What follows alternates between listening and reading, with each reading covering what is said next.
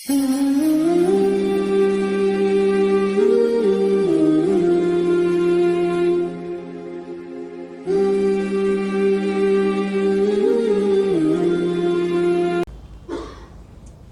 یہ تھا ان حالات میں ہماری حکومتیں جمع ہوتی، بیٹھتے مل کر سارے ایک بیانیہ دشمن کو دیتے کہ ہم ایک قوم ہیں، یہ ملک ہمارا ہے۔ حرمت قرآن پر تو ہم سب کا دل جل ہی رہا تھا، اب ہمیں اپنی لاشیں اٹھانی پڑیں، بچے یتیم کروانے پڑے۔ ہم کشمیر کی بات کیا کریں دنیا کے سامنے، ہمارا اپنا پشاور لہو لہان کر دیا انہوں نے، ہم سری نگر کی بات کیا کریں، کپواڑہ کی بات کیا کریں، ہم وہاں کے ان مظلوموں کی بات کیا کریں، ہم ان عورتوں کی بات کیا کریں جس ہر گلی کے اندر آج شہید موجود ہے۔ ہم کشمیریوں کے ساتھ اظہار یکجہتی کس منہ سے کریں جب ہم آپس کے اندر یکجہتی کرنے کو تیار نہیں؟ بے حس ہو چکے، نبی علیہ السلام نے فرمایا قیامت کے قریب بے حسی عام ہو جائے گی، خود غرض ہو جائیں گے لوگ، اپنا مفاد، اپنی پارٹی، اپنا لوگو، اپنی ہر چیز میرا میرا، یہ کرتے کرتے آج اس قوم کو کہاں پہنچا دیا۔ کمپنیوں کو دیکھو تو وہ بھی اپنا کرتی ہیں، جن کے پاس قلم کی طاقت ہے وہ اپنے لیڈروں کو لکھتے ہیں، جن کے پاس میڈیا کی طاقت ہے وہ اپنے بیانیوں کو چلاتے ہیں، جن کے پاس دولت ہے وہ اپنے آپ کو دنیا میں اس طرح پیش کرتے ہیں۔ کوئی محمد رسول اللہ صلی اللہ علیہ وسلم کی نمائندگی کرنے والا نہیں ہے۔ بتائیے آج امت کے لیے کون کھڑا ہے میدان میں؟ قرآن کے لیے کون کھڑا ہے میدان میں؟ کشمیر کے ان وادیوں کے اندر ہونے والے ظلم و ستم کے خلاف کون بیانیہ لے کر کھڑا ہے کہ ہم ظلم کے خلاف کھڑے ہیں؟ اللہ رب العالمین ایک نہ ایک دن کشمیریوں کو آزادی تو عطا کر ہی دے گا، لیکن سوچئے ہم کہاں کھڑے ہوں، ہمارا نام کن لوگوں کی صفوں میں ہوگا، ہمارا شمار کن لوگوں میں، ہم کہاں ہیں؟ نہ ہم آواز اٹھانے والوں میں، نہ ہم ان آواز اٹھانے والوں کے حق میں، نہ ہم ان کشمیریوں کے ساتھ کھڑے ہوئے، نہ ہم فلسطینیوں کے ساتھ کھڑے ہوئے۔ افغانیوں کو ہم نے دن رات میڈیا پریڈ کی ان کی، ہم نے فلسطین، شام، عراق، لبنان، دنیا کے مسلمان، ہم نے اس کو غیروں کی جنگ کہہ کہہ کر مسلمانوں کو انہوں نے ڈیوائیڈ اتنا کر دیا کہ کوئی مسلمان متحد ہو کر کوئی بیان دینے کو تیار نہیں۔ ان حالات میں جو موجودہ حالات ہیں، ہم معیشت کی بات بھی انشاءاللہ کرتے ہیں کہ یہ معاشی حالات مسلمانوں کے لیے مسئلہ نہیں ہے۔ پاکستان جب بنا تھا تو ہمارے پاس کیا معاشی نظام تھا؟ یہ قوم تب بھی کھڑی ہو گئی تھی جب ان کے بینکوں میں ریزرو نہیں تھے، جب اس قوم کے پاس کچھ نہیں تھا، یہ تب بھی قوم کھڑی ہو گئی۔ اللہ رب العالمین کے قرآن کو تھام کر اللہ تعالیٰ نے اس قوم کی مدد کی تھی۔ آج بھی یہ قوم اگر یہ سوچ لے کہ ہم نے اللہ کی کتاب قرآن مجید کو تھام کر اٹھنا ہے، اللہ کی قسم اٹھا کر کہتا ہوں دنیا میں ہم سے آگے کوئی نہیں ہو سکتا۔ ہم قرآن کو مانتے ہی نہیں، قرآن پڑھتے ہی نہیں، قرآن سمجھ ہی نہیں آتا ہمیں۔ ہم سمجھتے ہیں یہ قرآن صرف محض مسجد کی کتاب ہے، یہ قرآن صرف مولویوں کا بیان کرنے کے لیے ہے۔ ہم اس کو اپنے کاروبار میں، اپنے گھر میں، اپنی شادی بیاہ میں، اپنی یونیورسٹی کی ڈگری میں اس قرآن کو ایڈ ہی نہیں کرتے۔ تو لو دیکھ لو اس کا نتیجہ ہمارے سامنے ہے، ہماری عزت کیا ہے۔ انڈیا کا میڈیا آئے دن پیغامات کرتا ہے، کہتا ہے پاکستان کو ہم نے بھکاری بنا دیا، بھیک منگا ننگا ملک وہ کہتے ہیں پاکستان کو۔ شاید یہ حکمران یہ سنتے ہیں، حکمران ان کو ساری رپورٹیں ہیں، وزیر خارجہ، وزیر داخلہ یہ بیان کرتے ہوں گے ان کو میٹنگز میں کہ دشمن ہمارے بارے میں کیا ایجنڈا رکھتا ہے۔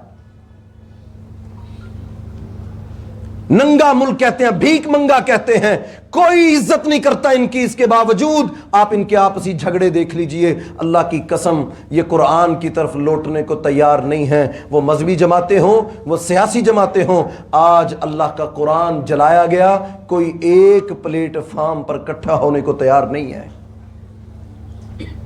جنہوں نے اس ملک کے اندر 52 جماعتوں کو اکٹھا کیا دفاع پاکستان کے نام پر، شیعہ سنی کی لڑائی کو ختم کیا، فرقہ واریت لسانیت کو ختم کیا، پنجابی سندھی بلوچی کے نعرے کو ختم کیا، اسرائیلیوں کے کہنے پر، انڈینز کو کہنے پر، یو این او کو کہنے پر پاکستان میں ان پر پابندیاں لگا کر کے یہ سوچ رکھنے والے لوگ جن کا یہ مائنڈ سیٹ ہے نا کہ یہ سارے ایک ہیں، ہم ایک ہیں، جو امت کے مسئلوں پر، جو بیت اللہ حرمین شریفین کے مسئلے پر ساری جماعتوں کے لیے ایک سٹیج لگاتے ہیں، ان کی نظر ہوتی ہے ایسی جماعتوں پر، ان کو بین کرو، ان پر پابندیاں لگاؤ، ان کو ختم کر دو۔ کیوں؟ وہ سمجھتے ہیں کہ یہ جو اتحاد کی جو یہ فضا پیدا کرنے والے لوگ ہیں یہ چنگاری ہیں، چنگاری، اگر یہ جمع کرتے رہے تو ایک وقت آئے گا یہ قوم پھر اکٹھی ہو جائے گی۔ اسی لیے آپ دیکھ لیجئے ہر سیاسی جماعت کا اپنا اپنا منشور ہے، اس منشور میں اتحاد، اتفاق، اس کا منشور میں لکھا ہی نہیں ہوتا، محبت اور اخوت کا پیغام لکھا ہی نہیں ہوتا، ایک دوسرے کو قبول کرنے کو کوئی تیار ہی نہیں ہے۔ یہ آج اللہ کے عذابوں میں سے یہ ایک عذاب ہے کہ ہم پر ایسے بے حس حکمران مسلط ہو گئے جن کو عوام کی ذرہ پرواہ نہیں ہے۔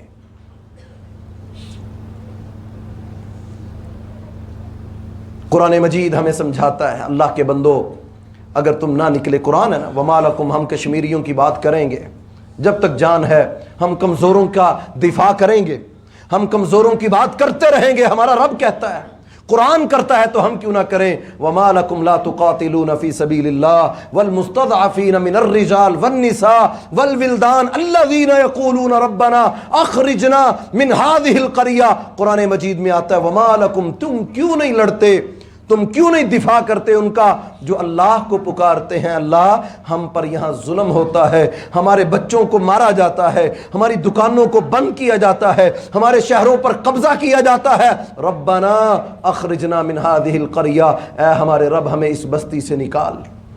اللہ کوئی محمد بن قاسم بھیج، کوئی طارق بن زیاد بھیج، کوئی موسیٰ بن نصیر بھیج، کوئی عمر بن خطاب کا ایمان رکھنے والا بھیج، یا اللہ جو ہمیں ان کافروں کے پنجے سے نکال کر آزادیاں نصیب کروائے۔ وہ کشمیر کی عوام، وہ مظلوم جن پر ظلم ہوا، جن کے گھروں کو آگ لگائی گئی، جہاں انہوں نے وانی کو شہید کر دیا، جہاں انہوں نے آسیہ اندرابی کو جیلوں میں ڈال دیا، وہ کشمیری آج بھی جیلوں کے اندر بیٹھے ہوئے ظلم کی داستانیں سہنے کے باوجود وہ آج بھی اپنی زبان سے کہتے ہیں پاکستان سے رشتہ کیا، لا الہ الا اللہ۔ بڑی بڑی آفریں لے کر دنیا ان کے پاس گئی، ہم کشمیر کو جنت بنا دیں گے، ہم کشمیر کو یہ کر دیں گے، لیکن ان اللہ کے بندوں نے ایک ہی بات کی۔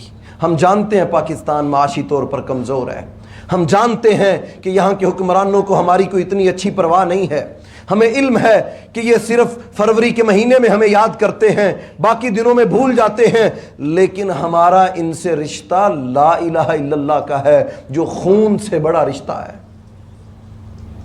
جو کلمے کا رشتہ ہے۔ آپ دیکھ لیجئے گا یہ 5 فروری پاکستان میں نہیں، کشمیر کے سری نگر چوک کے اندر وہ کشمیری پیلٹ گنوں کا سامنا کرے گا، وہ کشمیری نکلے گا بازار میں، وہ پیغام دے گا دنیا کو کہ تم دیکھ لو ہم آج اس ظلم کو برداشت نہیں کرتے، باوجود اس کے کہ 4 سال ہونے والے کرفیو لگا ہوا، ہم اس کے باوجود انڈیا کے ظلم اور جبر کو برداشت نہیں کرتے۔ کتنے مظلوم شہید ہوں گے، لیکن وہ نکلتے ہیں، شہادتیں پیش کرتے ہیں، جنازوں پر پاکستانی پرچم کو ڈال کر دفن کرتے ہیں، دنیا کو پیغام دیتے ہیں تمہارے آرڈر ایک طرف، تمہاری بے حسی ایک طرف، لیکن ہم پاکستانی ہیں، ہم پاکستان سے محبت کرتے ہیں۔ وہ اس طرح محبت کا ثبوت دیتے ہیں۔ اور ہمارے ہاں 5 فروری کو چھٹی ہوتی ہے، اور چھٹی کے دن ہم آرام کرتے ہیں، ہم سوتے ہیں، ہماری نیند بڑی ضروری ہے۔ جس امت کو کھڑا کرنا تھا ہم نے جگانا تھا، ہم نے لوگوں کو بتانا تھا یہ 5 فروری کیا ہے، اس دن کیا ہوا تھا، کیوں پاکستان میں 5 فروری کا دن خاص کیا۔ کشمیریوں سے اظہار یکجہتی کے لیے یہ ہمارا دینی فریضہ سمجھ کر یہ دن رکھا گیا۔ ہم نے سمجھا نہیں یہ ہمارا مسئلہ ہے ہی نہیں، کشمیر ہمارا مسئلہ نہیں ہے، افغانستان ہمارا مسئلہ نہیں ہے، شام ہمارا مسئلہ نہیں ہے، فلسطین مسجد اقصی کو دن روز آئے دن شہادتیں وہ دے، ہمارا مسئلہ نہیں ہے جی۔ ہمارا مسئلہ کیا ہے؟ ہمیں ڈالر IMF نہیں دے رہا، دبئی نہیں دے رہا، سعودی عرب سے قرضہ مانگا تھا، ابھی وہ کہتے سوچیں گے۔ ہمارے تو اصل مسئلے یہ ہیں، اور دیکھیں وہ چاہتے یہی تھے کہ یہ ملک معاشی طور پر کمزور کیا جائے۔ انہوں نے ایسے بدترین حکمران چنے جن کو ان کے بزنس دن رات اوپر جاتے ہیں، لیکن پاکستان کا مورال ڈاؤن کر رہے ہیں، پاکستان کی انڈسٹری کو ڈوب رہے ہیں۔ لوگوں کے لیے احساس نہیں ہے ان کے اندر، لوگوں کے لیے درد نہیں ہے ان کے اندر۔ کسی کو مرتا دیکھ کر ان کی نیندیں نہیں حرام ہوتی، کسی بیوہ یتیم کو دیکھ کر ان کے مال اور ان کی دولت کے منہ نہیں کھلتے۔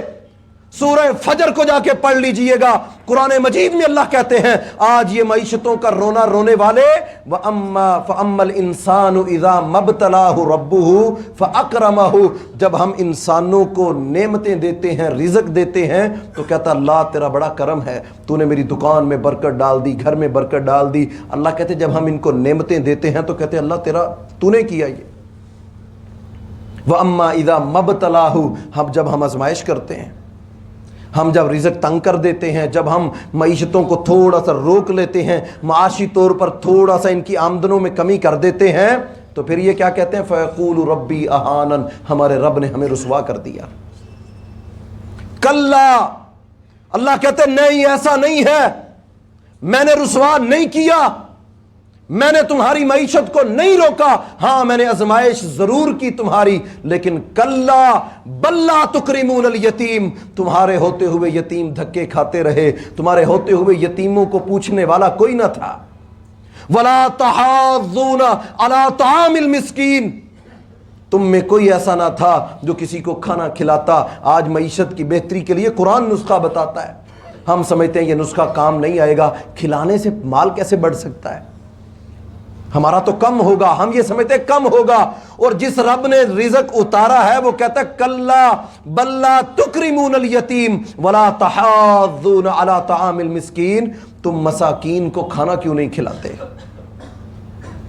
اگر کھلا نہیں سکتے تو تحاضون کا ترجمہ ہے ابھارتے، کسی دوسرے کو کہہ دو، کسی کو کہتے بھی نہیں ہو، کھلاتے بھی نہیں ہو، اس وجہ سے اللہ تعالیٰ تمہیں آزماتا ہے، تمہارے رزق کو تنگ کر دیتا ہے۔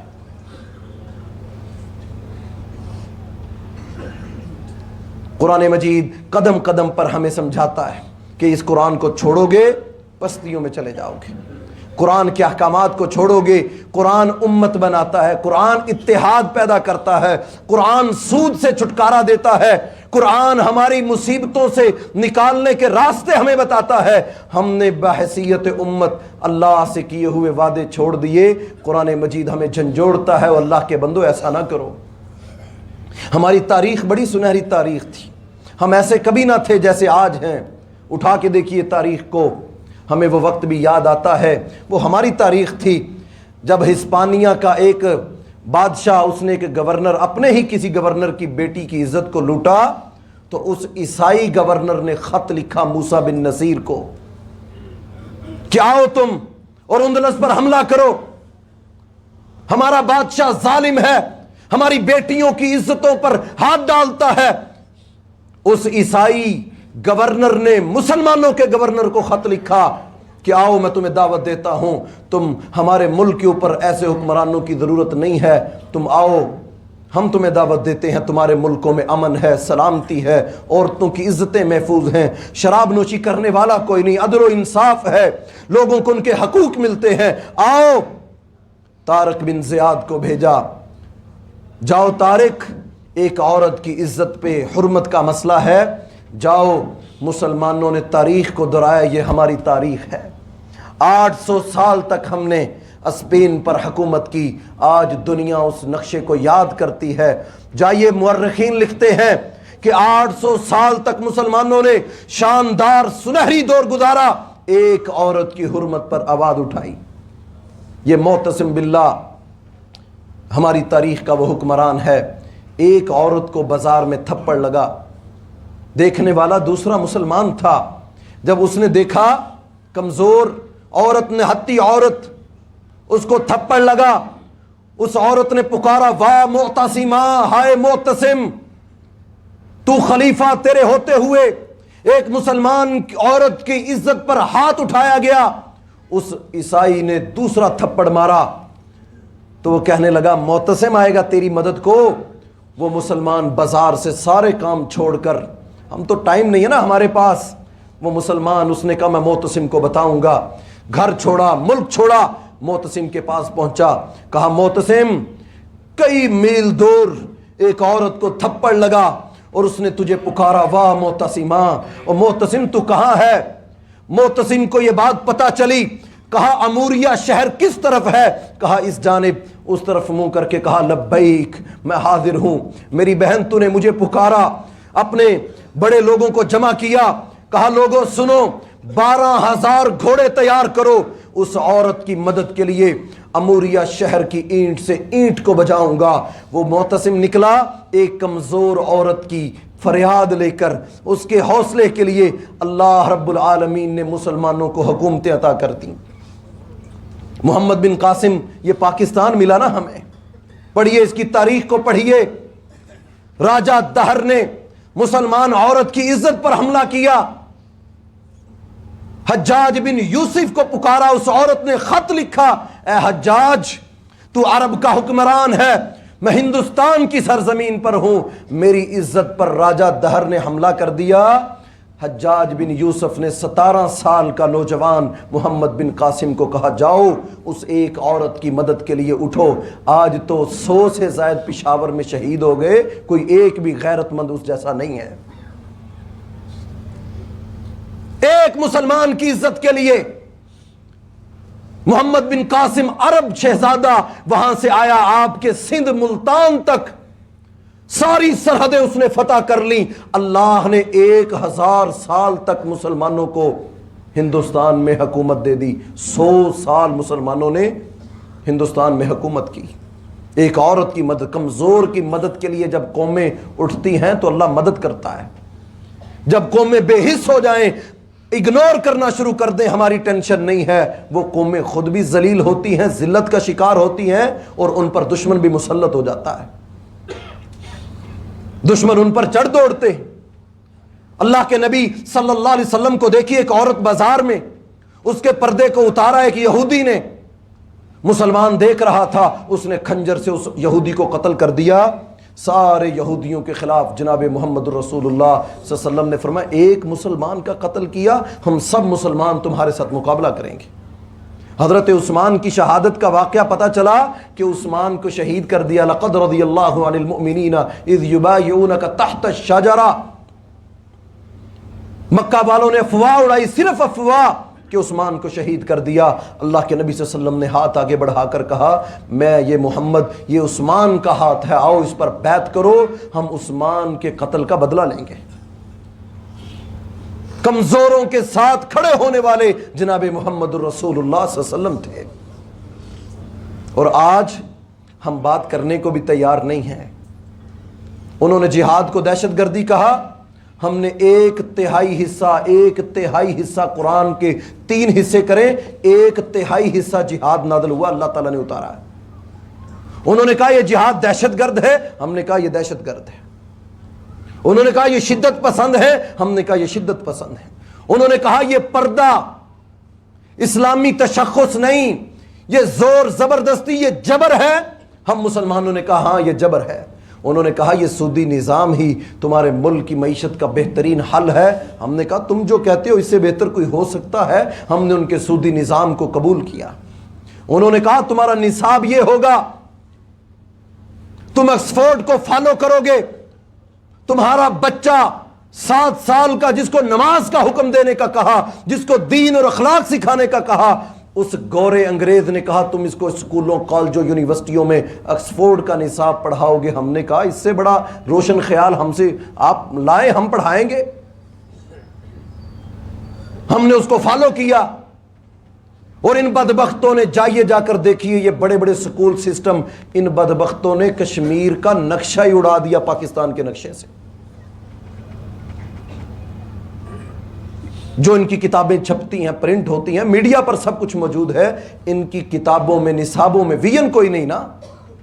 سوچ کوئی نہیں، وقار کوئی نہیں، عزت اور رتبے کا علم نہیں ہے، جس کی وجہ سے آج ہم پستیوں میں گرتے گئے۔ آئیے آج بھی وقت ہے ہم قرآن مجید کو تھام کر اٹھیں، قرآن کو اوڑھنا بچھونا بنائیں، جو اللہ رب العالمین کہہ دیں ہمارا اس پر ایمان ہے کہ وہ ہو کر رہے گا۔ اللہ کے نبی کی حدیث ہے، ہم 5 فروری کے حوالے سے ہندوستان کو یہ پیغام دینا چاہتے ہیں۔ اللہ کے رسول صلی اللہ علیہ وسلم نے 1400 سال پہلے کہا تھا کہ میری امت کے 2 گروہ ایسے ہیں جن پر اللہ نے جہنم کی آگ حرام کر دی، وہ جہنم میں نہیں جائیں گے۔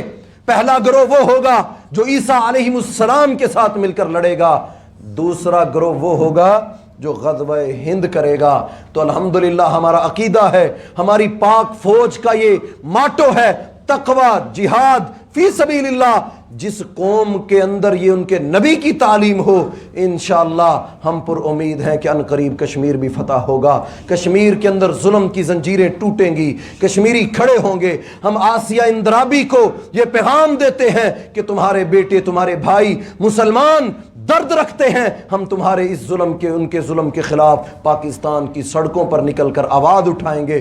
ہم آئیں گے، ہم کشمیر کو آزاد کروائیں گے، ہندوستان دوبارہ اسلام کا قلعہ بنے گا انشاءاللہ۔ یہ پاکستان نہیں، پوری دنیا پر اسلام ہی غالب آئے گا، یہ اللہ کا وعدہ ہے۔ الاسلام یعلو ولا یعلی علیہ، یہ غالب ہونے کے لیے آیا ہے، مغلوب ہونے کے لیے نہیں۔ اللہ سے دعا ہے اللہ رب العالمین ہمارے ملک کے اندر جو ہم نے اللہ سے وعدہ کر کے حاصل کیا، ہمیں اس پر عمل پیرا ہونے کی توفیق عطا فرمائے۔ اقول قولی ھذا استغفر اللہ لی ولکم ولسائر المؤمنین۔